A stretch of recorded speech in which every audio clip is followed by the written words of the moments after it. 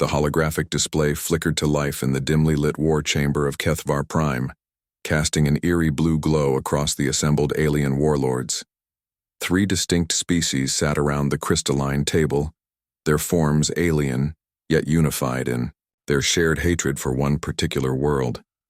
"The human infestation has gone too far," hissed Velthar, the insectoid Zephyrian whose mandibles clicked with each word. His 6 eyes glowed red with anger as he spoke. "Their interference in our slave operations has cost us millions of credits." The crystalline Vorthak leader, Crossdim, resonated a harmonic agreement that vibrated through the chamber walls. His body was made of living crystal that changed colors with his emotions. Right now it pulsed deep purple with rage. Beside them, the amphibious Gulrathi warlord Nexgull's throat sac inflated with barely contained fury. His slimy green skin glistened under the blue light. "These humans think they are heroes," Nexgull croaked, his voice wet and disgusting. "They free our slaves. They attack our ships. They cost us money and respect." Velthar's mandibles clicked faster. "We have ruled the Outer Rim for 200 years. No species has dared to challenge us like this. These humans must learn their place." The 3 warlords had built their empire on fear and slavery. They captured beings from weaker worlds and sold them across the galaxy. It was a profitable business until humans started interfering. Human ships would appear from nowhere, free the slaves, and disappear before the warlords could react. "What do you propose?" Crossdim's harmonic voice rang through the chamber like broken glass. "Earth must be made an example." Velthar continued, "Complete subjugation or total destruction. We will show the galaxy what happens when someone crosses the HFY Syndicate. The bounty is set at 50 million galactic credits." The other warlords agreed. They would hire the best mercenaries, the deadliest killers, the most powerful fleets. Earth would burn, and every species in the galaxy would remember why the Syndicate was feared. Light years away, on a remote trading station orbiting the neutron, star Kepler 442, Captain Lee Hyun sat nursing a synthetic whiskey in the station's cantina. The former Earth Defense Force sniper had been tracking smuggling routes when his modified scanner picked up the encrypted transmission. Hyun was not a big man, but there was something dangerous about him. His dark hair was cut short in military style. Scars crossed his hands from years of fighting. His clothes were simple but practical. Dark pants, a simple shirt, and a long coat that hid his weapons. The Korean man's weathered face remained calm as he decoded the message, but his dark eyes hardened to steel. The scanner translated the alien languages for him, 50 million credits for his homeworld, for his people, for the children playing in Seoul's parks, unaware that alien monsters wanted them dead or enslaved. Hyun thought about his sister back on Earth. She was a teacher in a small school outside Seoul. Every day she worked with children, helping them learn and grow. The idea of alien slavers taking those innocent kids made his blood boil. He finished his drink and stood, his long coat settling around his lean frame. The whiskey burned in his throat, but not as much as the anger in his chest. The other patrons barely noticed as he walked out, just another drifter moving through the Outer Rim. Most people who came to this station were running from something or looking for easy money. They had no idea they'd just witnessed the moment Earth's most dangerous son decided to go to war. Hyun walked through the station's narrow corridors. The air smelled of oil and recycled atmosphere. Aliens of every shape and size moved around him, buying and selling, making deals, living their lives. None of them knew that 3 warlords had just signed their own death warrants. The Syndicate had made a mistake. They thought humans were just another weak species to be bullied and enslaved. They had never met someone like Lee Hyun. He had fought in the border wars, trained in the special forces, and learned to kill in ways that would make nightmares seem pleasant. But this was different. This was personal. They had threatened his home, his family, his people. Hyun reached his ship, a small but fast vessel he had modified for long-range reconnaissance. He began planning his route to HFY Prime. It would take weeks to get there, but that was fine. He needed time to prepare. The warlords thought they were predators, but they were about to learn something important about humans. When you threaten their children, When you attack their families, humans become something much more dangerous than predators. They become monsters. As Hyun's ship left the trading station and jumped into hyperspace, he was already planning how to make the syndicate pay. They wanted to put a bounty on Earth? Fine. He would show them why that was the worst mistake they had ever made. The war had begun, and only one side knew it yet.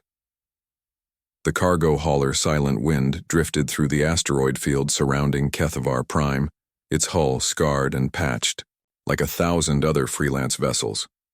The ship looked like junk from the outside, which was exactly what Lee Hyun wanted. Nobody paid attention to another broken-down trader looking for scraps in the asteroid belt. Inside the cramped cabin, Hyun methodically cleaned his rifle. The weapon was old but reliable, a military-grade sniper rifle that had served him well in the border wars.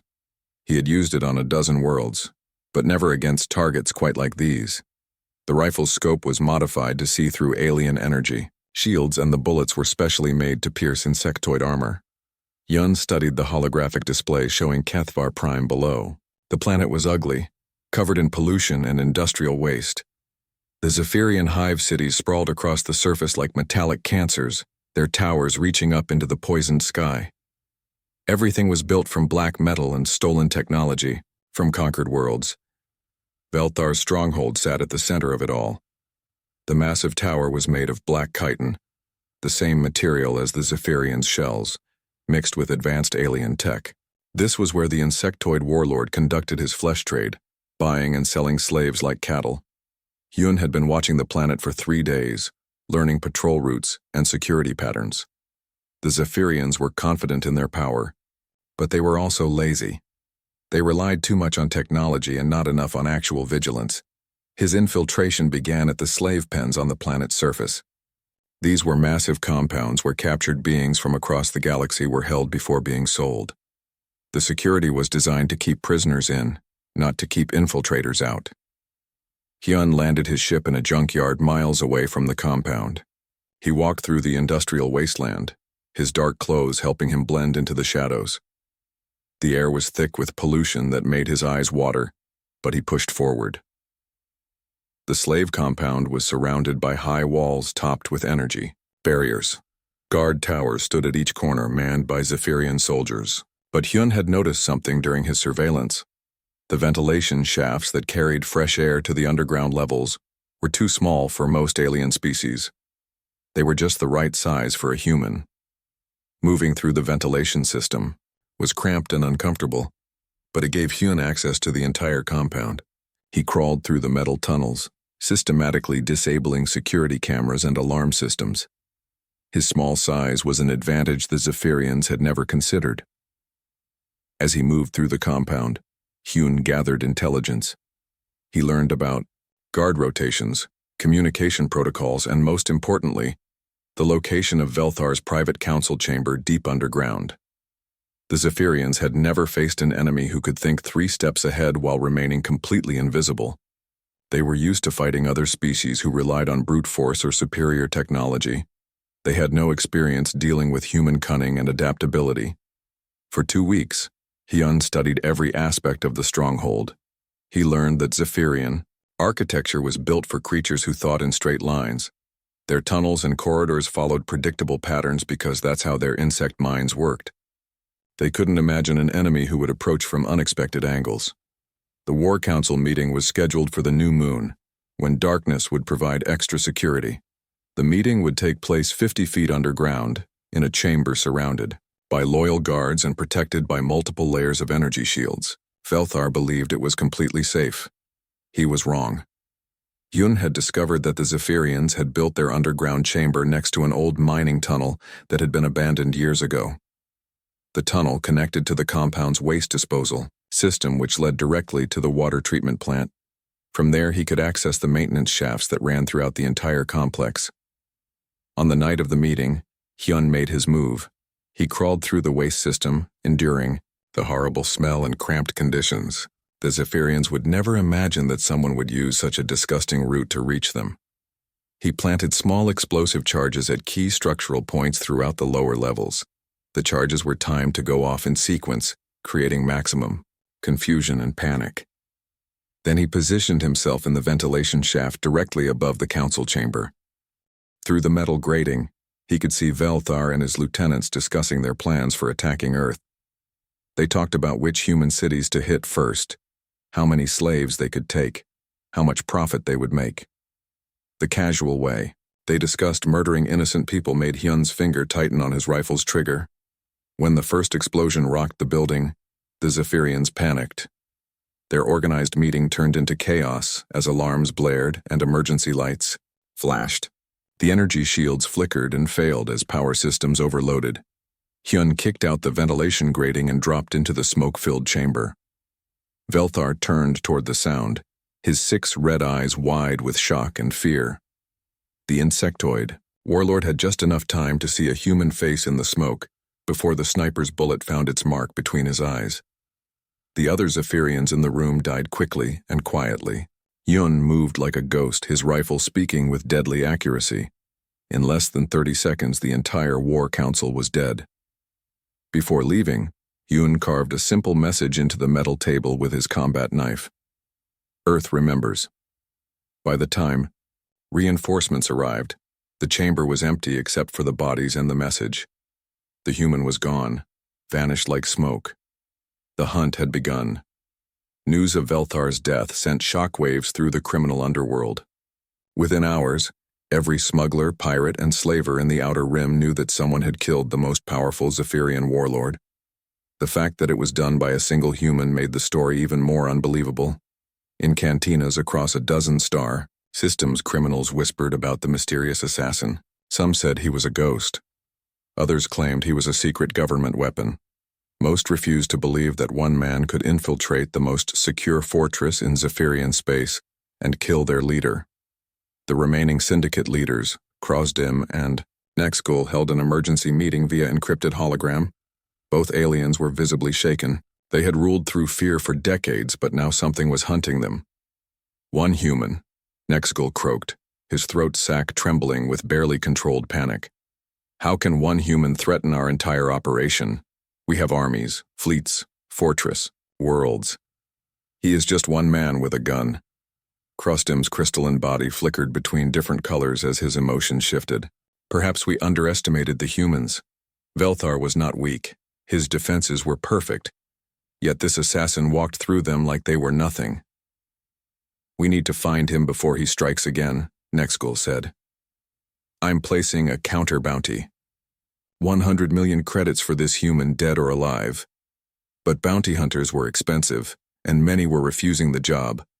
Word was spreading that anyone who went after this particular human ended up dead. The few who tried never reported back. The answer to Nexgul's question came 2 weeks later when Krosdim's crystalline fortress on Vorthak 7 went silent. The planet was a mining world, covered in crystal formations that the Vorthak used for both shelter and communication. The fortress was built into the largest crystal mountain, making it nearly impossible to attack. The Vorthak were unique among alien species. They communicated through harmonic frequencies, their crystalline bodies resonating in perfect harmony. They could sense vibrations through solid crystal for miles around. It should have made them impossible to approach undetected, but Lee Hyun had learned something important about crystal during his military training. Every crystal had a resonance frequency, a specific sound that would make it vibrate. Hit the right frequency hard enough and the crystal would shatter. Hyun had spent 3 days in the abandoned mining tunnels deep below the fortress, studying the Vorthak's communication patterns. He used sensitive audio equipment to record their harmonic frequencies, learning how they talked to each other through the crystal matrix. The Vorthak believed they were safe in their crystal castle. They could hear everything that moved on the surface, sense every footstep, every breath. Their network of crystalline sensors made their fortress into one giant early warning system. They never considered that someone might attack them through sound itself. Hyun built his weapon in the tunnels below, using salvaged mining equipment and electronic components from his ship. The sonic disruptor was crude but effective. It could generate precise harmonic frequencies at incredible volume. When he struck, it wasn't with bullets or explosives. Hyun activated the sonic disruptor, and aimed it at the crystal formations supporting the fortress. The device generated the exact resonance frequency that would make Vorthak crystal vibrate violently. Krostim was in his command chamber when the attack began. The crystalline walls around him started to sing, a beautiful harmonic note that quickly became painful. The other Vorthak in the chamber began to vibrate in sympathy with their surroundings. As the frequency increased, the crystal began to crack. Hairline fractures appeared in the walls, spreading like spider webs. Krostim realized what was happening, but it was too late. His own crystalline body was part of the resonance network. The sonic disruptor reached maximum power, and the entire crystal matrix of the fortress began to shatter. Krostim's body vibrated faster and faster until his crystalline matrix broke apart from the inside out. The warlord literally fell to pieces, his remains scattered like diamond dust across the command chamber. The surviving Vorthak found their leader's remains hours later, along with another message etched into the cracked crystal walls. Earth remembers. Captain Park Ji-ho of the mercenary vessel Iron Lotus was among the first to hear the full story. The Korean mercenary had been hired by smaller criminal organizations to investigate the attacks. What he found terrified him. This human, he told his crew over the comm, his voice tight with fear, he's not just killing them, he's making them afraid. Do you understand what that means? His crew members looked at each other nervously. They had worked with Park for years and had never seen him this shaken. The Syndicate warlords have controlled the Outer Rim for 2 centuries, Park continued. They are apex predators. Nothing has ever hunted them before. But this human, he studies them, learns their weaknesses, and uses their own strength against them. One of his crew members, a young pilot named Kim Min-soo, spoke up. But it's just one man, Captain. How dangerous can he be? Park's laugh was bitter. That's what they thought. Velthar had the best security in the galaxy. Krostim lived in an impregnable crystal fortress. Both are dead, killed in ways that should have been impossible. He paused, staring out at the stars through the ship's viewport. For the first time in galactic history, the predator species are becoming prey, and they're learning what it feels like to be hunted. Word spread quickly through the underworld. The human assassin was real, and he was methodically working his way through the syndicate leadership. Criminal organizations began to panic. Some went into hiding. Others hired more guards. A few smart ones quietly withdrew from the slave trade entirely. But Lee Hyun wasn't finished. There was still one warlord left, and he intended to make sure Nexgul learned the same lesson as his dead partners. Earth remembered, and Earth was coming for them all. The massive space station Oblivion's Edge hung in the void like a mechanical moon, bristling with enough firepower to crack planets. The station was enormous, easily the size of a small city, with weapon systems that could destroy entire fleets. Gun turrets and missile launchers covered every surface, pointing outward like the spines of a deadly creature. Nexgul had gathered the remnants of the Syndicate here, their final stronghold, their ultimate weapon. After losing 2 of his partners, the Gulrathi warlord was desperate and angry. His slimy green skin had turned a darker shade, showing his fear and rage. The station's command center buzzed with activity as alien soldiers and technicians prepared for war. Screens showed the positions of Syndicate fleets across the galaxy. This was their last chance to stop the human assassin, who had already killed 2 of their leaders. 72 hours, Nexgul announced across all communication frequencies in the galaxy. His wet, croaking voice carried clearly through space. The human assassin surrenders to us, or we begin destroying human colonies. We will start with the agricultural world of New Jeju. The threat was broadcast to every world, every ship, every communication relay in known space. Nexgul wanted everyone to know that the Syndicate still had power, that they could still strike fear into the hearts of their enemies.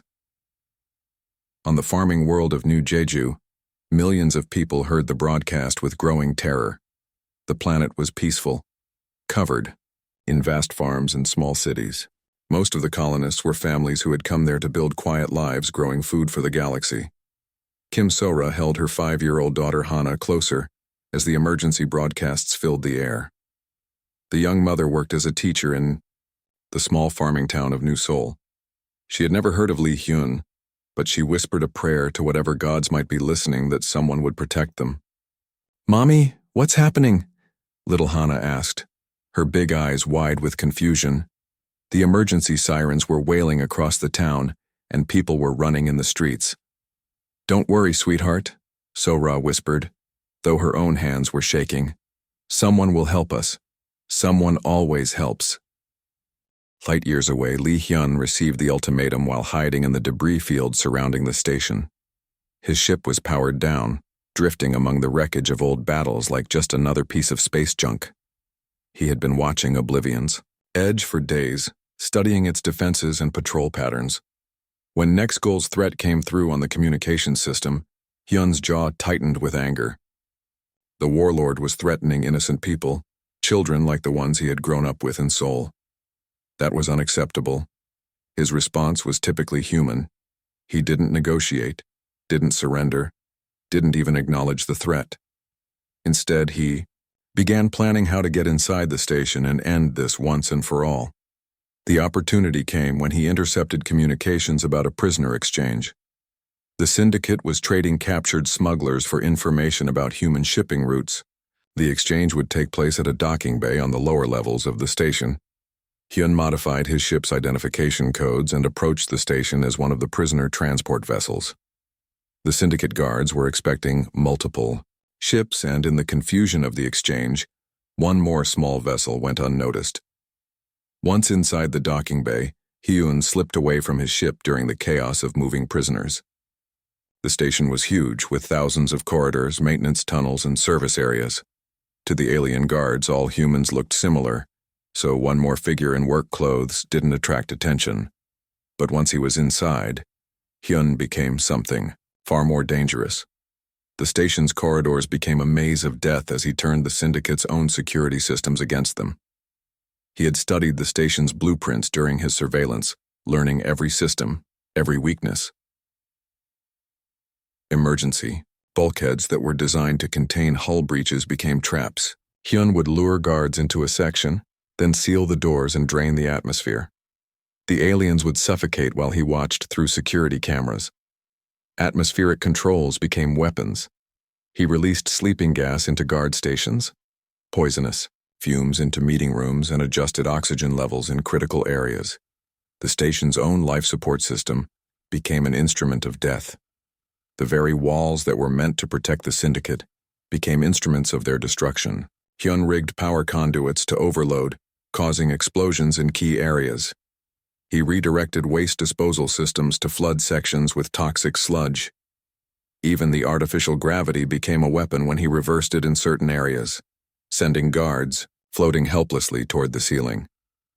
Station Security Chief Yumtrak was a veteran Gulrathi warrior with decades of combat experience. He had fought pirates, rebels, and rival criminal organizations, but he had never faced anything like this invisible enemy. His security teams began disappearing one by one. Patrol groups would report in normally, then vanish without a trace. When backup arrived, they would find empty corridors and sealed blast doors with no sign of what had happened to their comrades. The pattern was always the same. A team would disappear, and when the bodies were finally found, there would be a message carved into nearby walls or etched into metal surfaces. Earth remembers. How is one human doing this? Yomotrak demanded during a staff meeting. His sack was inflated with rage and fear.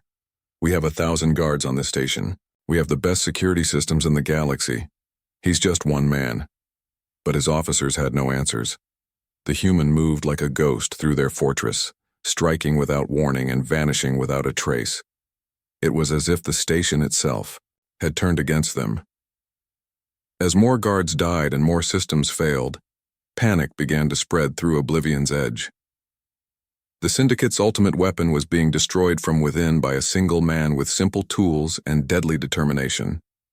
The final confrontation was coming, and Nexagol was beginning to realize that he had made a terrible mistake when he threatened Earth's children. The command center of Oblivion's Edge hummed with deadly energy as the planet-killer weapon charged for its first strike against New Jeju. The massive weapon drew power from the station's core, building up enough energy to crack a planet in half. Warning lights flashed red across the control panels as the charging process neared completion. Nexgull's webbed hands danced across the controls, his slimy fingers leaving wet marks on the alien interfaces. The Galactic Warlord was savoring the moment when he would finally make the humans pay for their interference. His throat sac inflated with excitement as he watched the power levels climb higher and higher. Soon, he croaked to himself, the humans will learn to fear us again. When New Jeju dies, they will remember why the galaxy belongs to the strong. The countdown timer showed 30 seconds until the weapon would fire. Nexgull's remaining officers stood behind him, waiting for the moment when human screams would fill the void. They had lost 2 leaders to the mysterious assassin, but they would have their revenge. 20 seconds. The blast doors exploded inward with a thunderous crash that shook the entire command center. Metal fragments flew through the air like deadly rain. Smoke and fire poured through the opening, filling the room with choking fumes. Lee Hyun stepped through the smoke like a figure from a nightmare, his rifle trained on the Galactic Warlord. His dark clothes were torn and burned from the explosive charges he had used to breach the doors. Blood ran down his face from a cut on his forehead, but his eyes were cold and determined. Around them, the command center sparked and burned from the charges he had placed throughout the station during his infiltration. Electrical fires danced across control panels, and broken pipes leaked toxic gases into the air. The station's own systems were destroying it from within. "You threatened our children," Hyun said quietly, his voice carrying the weight of Earth's fury despite the chaos around them. Nexgull turned from the weapon controls, his alien features twisted with rage and fear. "You? How did you get past my guards? How did you breach my defenses?" "Your guards are dead," Hyun replied simply. "Your defenses are gone. It's just you and me now." The final battle was brief but vicious. Nexgull was larger and stronger than any human, his amphibious body built for combat in water and on land. His webbed claws could slice through metal, and his powerful legs could crush bones. But raw strength meant nothing against human ingenuity and determination. Hyun moved like a dancer, dodging the warlord's attacks while striking at weak points in his alien anatomy. When Nexgull lunged forward with his claws extended, Hyun rolled aside and put 3 bullets into the alien's chest. When the warlord tried to grab him with his powerful hands, Hyun slipped away and shot him in the throat. As Nexgull lay dying on the floor of his own command center, green blood pooling around his body, Hyun was already at the weapon controls. His fingers flew over the alien interfaces, bypassing security systems and accessing core programming. The planet killer weapon was still charging, its power levels approaching maximum. In seconds it would fire and destroy New Jeju along with millions of innocent people. But Hyun wasn't trying to shut down the weapon, he was reprogramming it. Working faster than he had ever worked before, Hyun redirected the weapon's targeting systems and modified its energy output. Instead of a planet-killing beam of destruction, the weapon would broadcast something far more powerful across the galaxy's communication networks. The planet killer's massive energy beam lanced out into space, but instead of destruction, it carried something far more terrifying to the criminal underworld. The beam was loaded with data, a complete recording of Hyun's entire campaign against the Syndicate. Every infiltration was shown in perfect detail. Every impossible kill was documented. Every moment of human determination and ingenuity was broadcast to every communication relay, every ship, every world with the technology to receive signals. The galaxy watched in stunned silence as one human systematically destroyed the most powerful criminal organization in known space. They saw him crawl through ventilation shafts, turn security systems into weapons, and face down alien warlords without fear. The message ended with Hyun's face, staring directly into the camera with cold determination. "You came for our children. This is what happens when you threaten our children. Earth sends its regards." Across the galaxy, alien warlords watched in growing horror. The humans weren't just warriors. They were something far more dangerous. They were protectors who would cross the void itself to eliminate threats to their young. They would hunt down enemies across star systems, learn their weaknesses, and destroy them with methodical precision. Within days, the first alien diplomatic vessels appeared at Earth's borders, carrying trade agreements and non-aggression pacts. Representatives from dozens of species requested meetings with human leaders. The underlying message was always the same. Please don't send more humans. The why. Galactic slave trade collapsed overnight. Criminal organizations that had operated for centuries dissolved in panic. Pirates and raiders fled to the deepest parts of unknown space, hoping to avoid the attention of humanity's protectors. Li Hyun returned to Earth to face a military tribunal for unauthorized action. The Earth Defense Force officially reprimanded him for acting without orders and endangering diplomatic relations. Unofficially, they gave him the highest decorations for heroism and preventing an interstellar war. The man who had saved billions of lives went back to his small apartment in Busan, where he kept a simple photo on his desk. It showed Kim Sora and her daughter Hana, strangers he had saved along with everyone else on New Jeju. He had never met them, but their safety had been worth everything. In the cantinas and trading posts of the Outer Rim, new stories spread. Stories of why Earth was feared. Stories of what happened when you threatened humanity's children. Stories of the lone gunslinger who taught the galaxy that some species should never be underestimated. The HFY syndicate was gone, but its legacy lived on in the whispered warnings that passed between criminals. Never threaten the humans. Never touch their children. Earth remembers and Earth will come for you.